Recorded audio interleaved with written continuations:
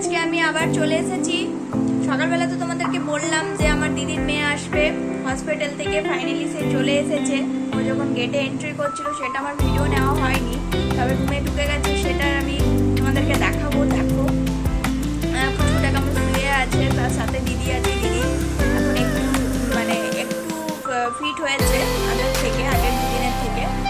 তো আমি বসে আছে, চলো দেখাই আমাদের পুচকু কেমন শুয়ে আছে, তার মা পাশে বসে আছে দেখতে। এই যে পুচকু শুয়ে আছে। ঘরে ঢুকতে ঢুকতে খুব কান্নাকাটি করছিল, খুবই কান্নাকাটি করছিল।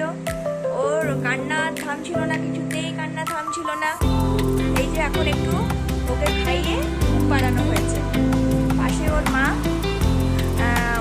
ওকে জিজ্ঞেস তো করা হয়নি যে মায়ের অনুভূতিটা কেমন। এই তো প্রথমবার মা হলো, মায়ের অনুভূতিটা কেমন। তো একবার ওকে জানা যাক যে মায়ের অনুভূতিটা কেমন। বল মা।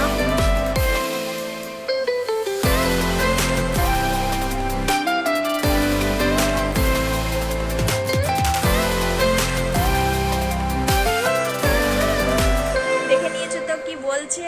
এখন তো দিদি বেশি কথা বলতে পারছে না, যদিও পরে আমি আরও সাথে থেকো, পাশে থেকো, পরে আরও আলাদা আলাদা আমি আরও নতুন নতুন আপডেট দিতে থাকবো ভিডিওর। সেগুলো সব দেখতে পাবে। দিদি কি বলছে, বাচ্চা কত বড় হচ্ছে, বাচ্চা কি করছে, সব তোমাদেরকে দেখাবো। এখন তো আমাদের পুচকু শুয়ে আছে, একটু যখন ঘুম থেকে উঠবে তখন আরও ভিডিও বানাবো আমি। দেখে নিয়েছি আমাদের পুচকুকে, সাথে আমার দিদিকে।